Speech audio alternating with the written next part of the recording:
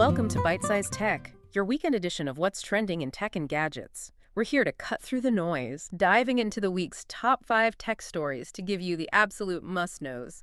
Think of it as your shortcut to being brilliantly well-informed, packed with surprising facts, and maybe just enough humor to keep you hooked. Absolutely. And what's really fascinating this week is just how fast things are moving, especially with AI becoming such a central piece of everything.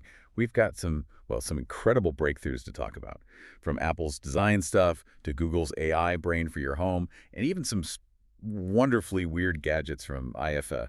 Get ready for some serious aha moments, I think. Totally. So let's unpack this, starting with, arguably the biggest splash of the week, Apple's new iPhone lineup. On September 9th, they pulled back the curtain on the iPhone 17 series and the definite showstopper, that ultra-thin iPhone Air. This is a big deal, right? First major design overhaul in, almost a decade? It really is. A testament to their engineering, for sure. The iPhone Air is officially their thinnest iPhone ever, just 5.6 millimeters. 5.6. Wow. What does that even feel like? Well, think about maybe 3 credit cards stacked together. It's roughly that thick. Okay, that's really thin. Yeah. Huh. And they pulled it off using a titanium frame, so it's still strong, but, surprisingly light. Plus, for durability, it's got ceramic shield too. They claim it offers, 3 times better scratch resistance. 3 times better? Yeah. Okay. But what about the screen on something that slim? Does it compromise? Doesn't seem like it. You're looking at a beautiful 6.5-inch Super Retina XDR display with ProMotion. Now, ProMotion, basically, it means the refresh rate adjusts automatically. Super smooth up to 120 Hz for scrolling, but then it can drop way down to 1 Hz for static images. Saves a ton of battery. Ah, smart. And get this, 3,000 nits, peak outdoor brightness. 3,000, that's intense. No more squinting in the sun then. Exactly, a huge win for using your phone outside. Okay, so it looks great, feels thin. But what's powering it inside something that small? Under the hood, it's the new A19 Pro chip, and it has dedicated neural accelerators. So this means 3 times the peak GPU compute, specifically for generative AI tasks, right on the device. On the device AI? What kind of things does that enable? Think real-time language translation, much more advanced photo and video editing, maybe even generating quick image edits on the fly, all without sending data to the cloud. Faster and more private then. Precisely. Plus, it's got the N1 chip for Wi-Fi 7 and Bluetooth 6 and this new C1X cellular modem. They say it's twice as fast as the last one and uses 30% less energy. That energy efficiency is key in a thin phone. What about physical connections? I heard something about eSIM only. You heard right. They've gone eSIM only, which actually boosts security. No physical SIM to steal if your phone's lost. Good point. And it makes global roaming simpler to switch carriers digitally. Camera-wise, it's focused. Single 48-megapixel main camera, 18-megapixel selfie cam. Simple. And price? Starts at $999. Pre-orders kicked off September 12th, launches September 19th. Okay, eSIM only. That's definitely looking forward. Now let's pivot from the Air to its, more powerful siblings. The iPhone 17 Pro models. Different focus there, right? Indeed. The 17 Pro and Pro Max have an updated design, but they're actually slightly thicker, taller, and wider. Thicker? Why? It's down to a new internal structure, really geared for performance.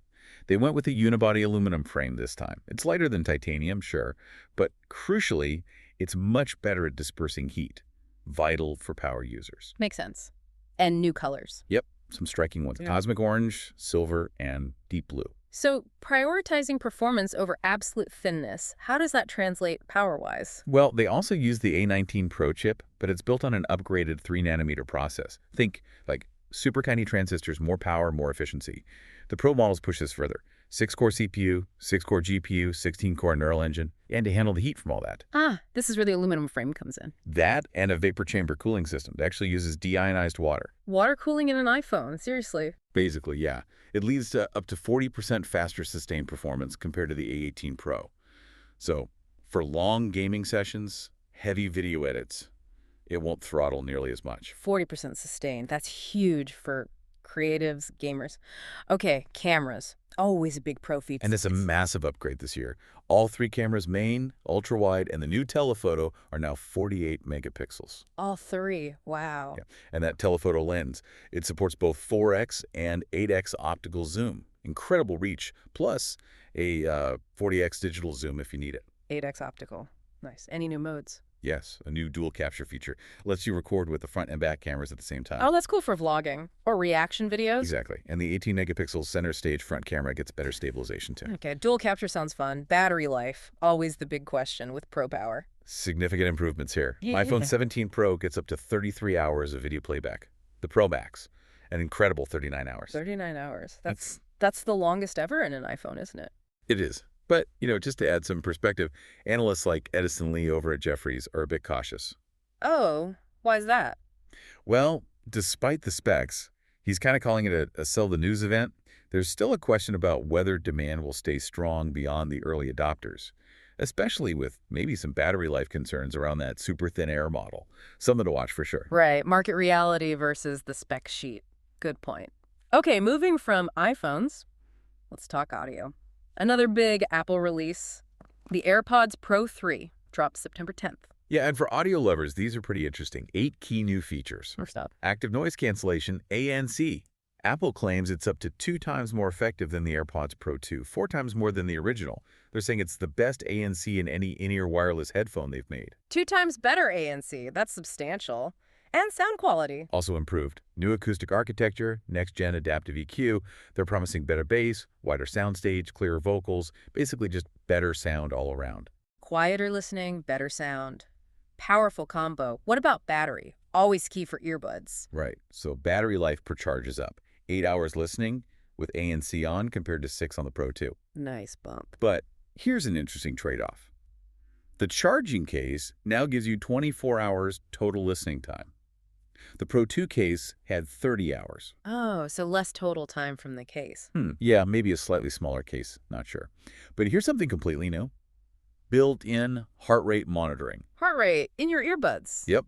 There's a sensor that measures light absorption in your blood flow during workouts, so you can track heart rate and calories in the fitness app, even without an Apple Watch. Whoa, okay, that's genuinely useful for workouts. Leave the watch at home, maybe. Potentially, yeah. Yeah. For lighter workouts, maybe. They've also tweaked the fit earbuds are slightly smaller, supposed to be more secure, and water resistance is better.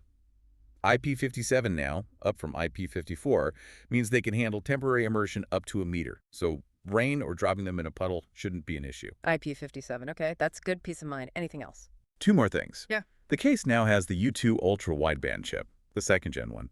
Better range for tracking in the Find My app.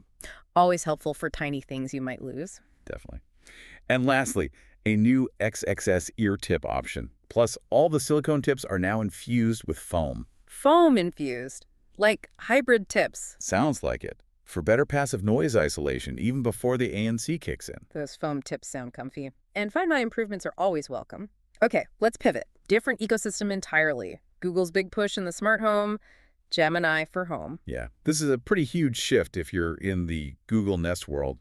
Gemini, their advanced AI, is officially replacing Google Assistant on existing Nest speakers and displays. Replacing it entirely, so not just an update. Seems like a full replacement. It's not just a name change. They're promising much more natural language control, smarter routines, even proactive suggestions for automation. Early access starts in October for some users. Okay, more natural language. What does that mean day to day?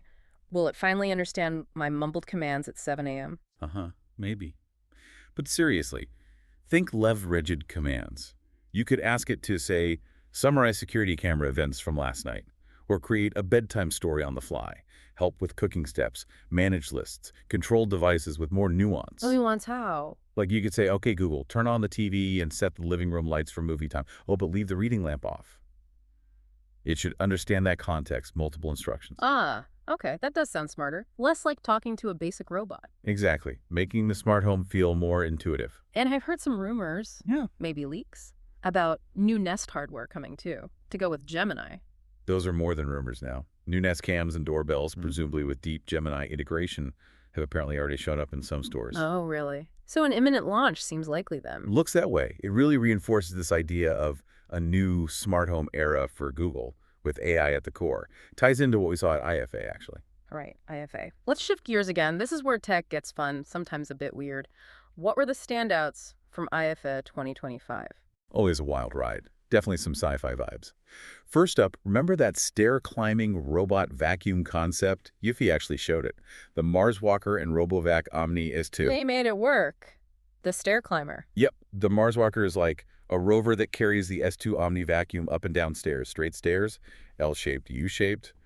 Solves a massive problem for multi-story homes. No more carrying the robot. That's genius. What else was crazy? Okay, how about the Dream Cyber 10 Ultra?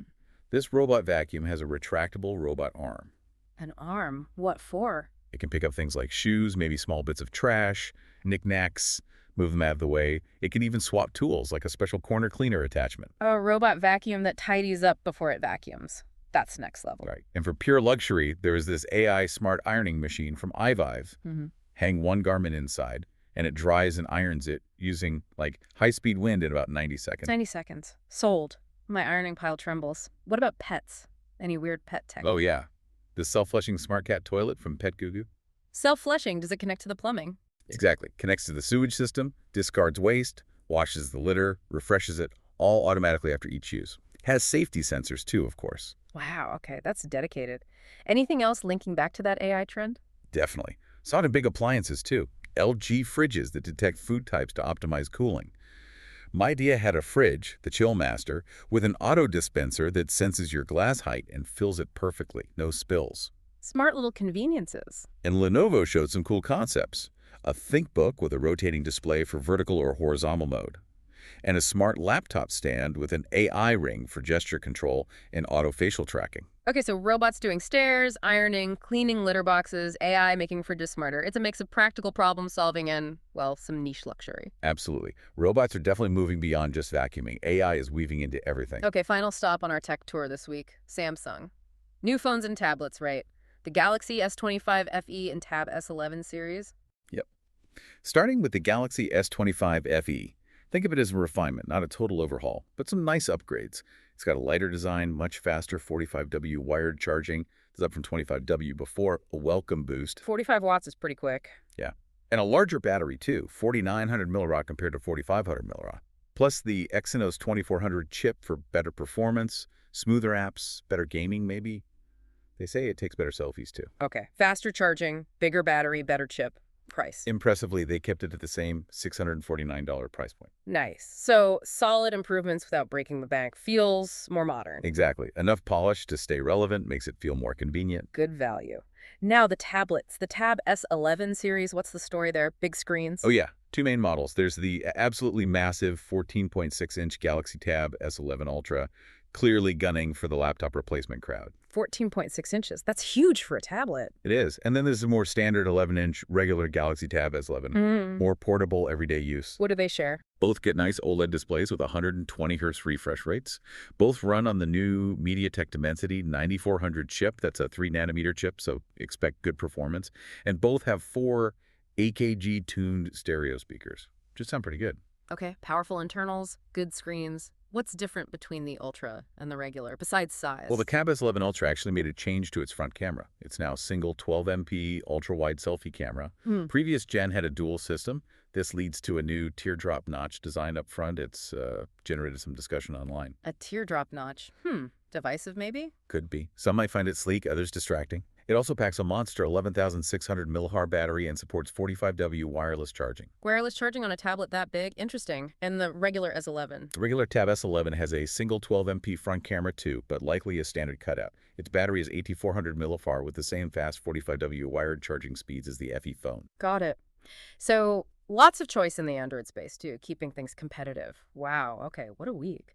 From Apple's super thin designs and powerful pros, those smarter AirPods, Google's AI taking over the home, all that wild IFA tech, and solid updates from Samsung. No slowing down, that's for sure. Hopefully you're feeling caught up and maybe thinking about which of these gadgets actually fits into your life. Absolutely. And, it does raise an interesting thought. As all our devices get smarter, more integrated, learn our habits, what new responsibilities do we as users need to think about? How do we best harness all this potential? Balancing that amazing convenience with things like, privacy and just being mindful of how we use it all. Something to mull over. That's a great point to end on. Okay, that's it for this week. If you enjoyed the episode, like, comment, share, and subscribe for more fun tech discussions.